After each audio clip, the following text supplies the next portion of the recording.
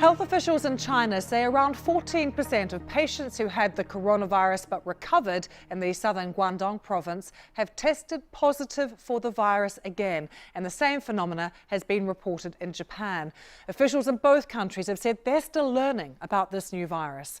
In China, the number of infected continues to rise, with 433 new cases reported on Wednesday, all but 24 of those located in Hubei, where it all began. Numbers in South Korea continually bouncing up, and the total number has now reached more than 1,700. And in the past hour or so, we've heard from Japan's Prime Minister Shinzo Abe. He has announced that public schools will be closed from next Monday until the end of March. So let's take you live to Tokyo and join our correspondent there, Jenny Hill. That is quite an announcement from Shinzo Abe, Jenny. It really is going to affect daily life in Japan. Yes, and I think it gives you an indication of just how concerned the authorities here are about the situation. They're also very concerned, of course, to be seen to be on top of the situation, because they've already come under a great deal of criticism over their handling of passengers who became infected on the Diamond Princess cruise ship, which is moored up still just down the coast in the port of Yokohama. The number of cases in Japan is rising. Now, the vast majority, some 700 of them, originated on board the cruise ship, but what's concerning the authorities is the fact that separate cases are now emerging in clusters all over the country, in particular centred in the northern region of Hokkaido.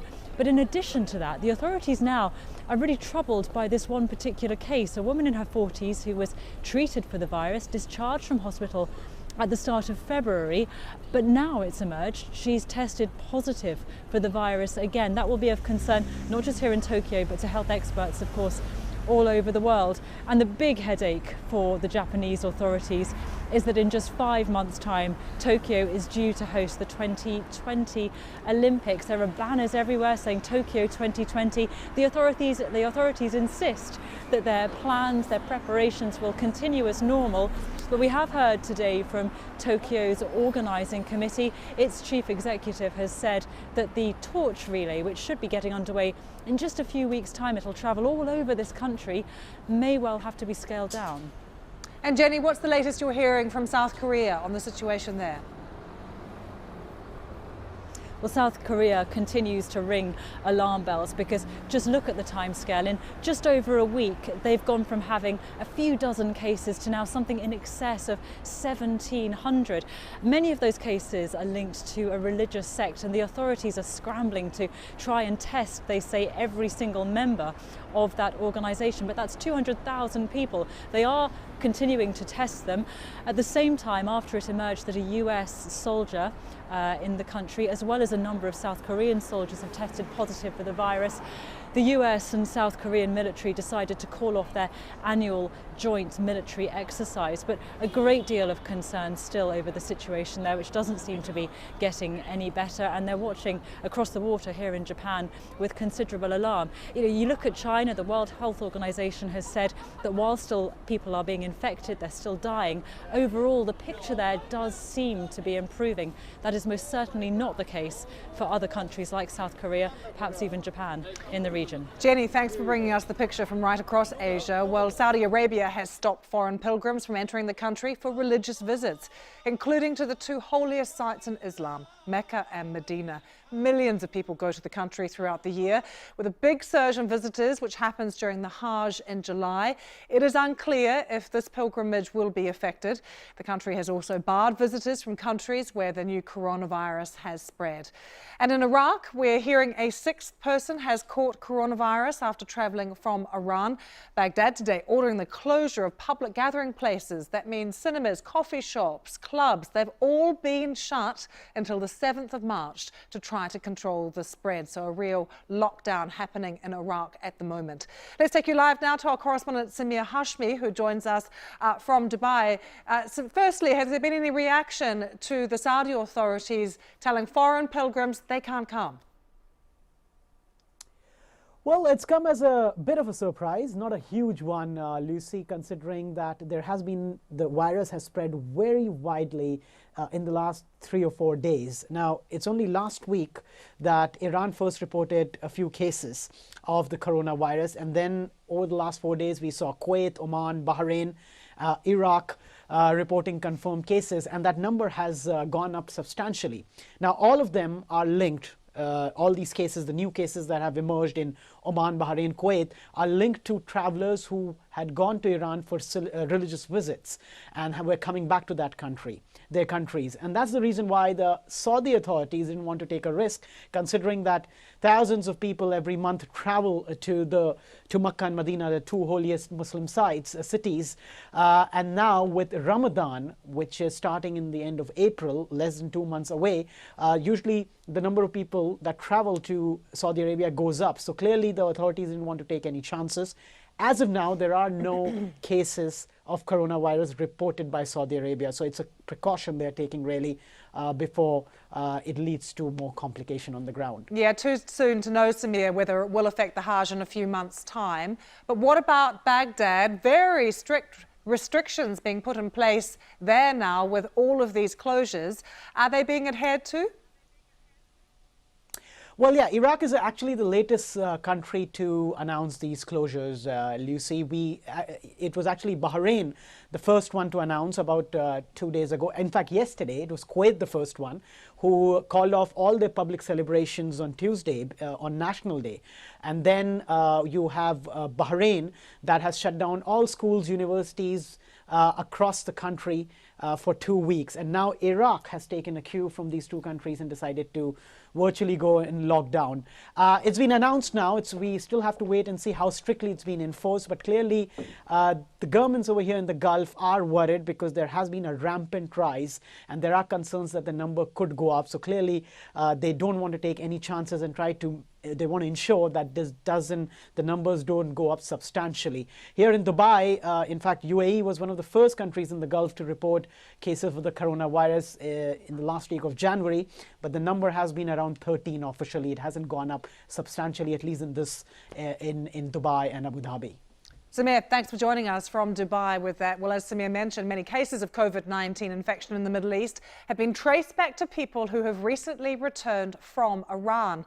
Now, state media in Tehran say 26 people have died so far from the virus, with a total of 245 cases confirmed. And the country's health minister is now calling on people to avoid unnecessary trips. And let's update you on what is happening in Australia. The government there deciding to extend a travel ban on foreigners arriving from China by at least another week.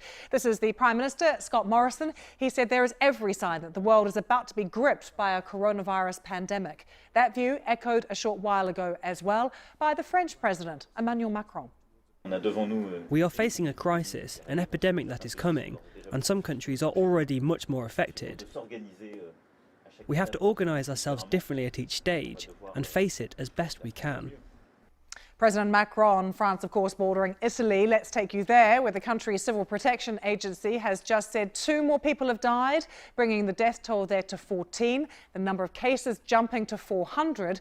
Several European countries have also announced new cases traced to Italy. Our correspondent Bethany Bell is in Milan for us. Bethany, just bring us right up to date with the latest picture across northern Italy. Well, we've literally just heard that the number of cases has now risen above 500, as well as those 2 additional deaths that have been reported, 14 people now instead of the 12 that had been recorded up to now. We understand that among the new infections, at least 4 children have contracted the virus. Schools remain closed over much of northern Italy. Universities are shut. Here in Milan, major tourist areas are shut, but as you see behind me, people are still going about their work, and it's very interesting here. There is definitely a sense of insecurity, but it very much depends on who you speak to as to how people are evaluating this risk. Some people say, why didn't the government act sooner? Have they made mistakes in their early handling of this? And we have to be as careful as possible. Other people telling me this is an overreaction. Italy is still safe and open for business. And what is the advice to people who want to travel at the moment, Bethany? That varies very much from country to country. There are different different countries have done different things for their citizens. From one extreme where a couple of countries have said that they'll put on planes to allow their citizens to go home, to other places which have said if you have been in an area, one of the hotspots, those groups of towns just south of Milan where the disease came out, if you've been there, that you need to self-isolate, or if you have been in this region in the north and you start getting symptoms, you should self-isolate. But in general, at the moment, the European Union is saying we're keeping the borders open, that this is a serious situation, but not a cause for panic.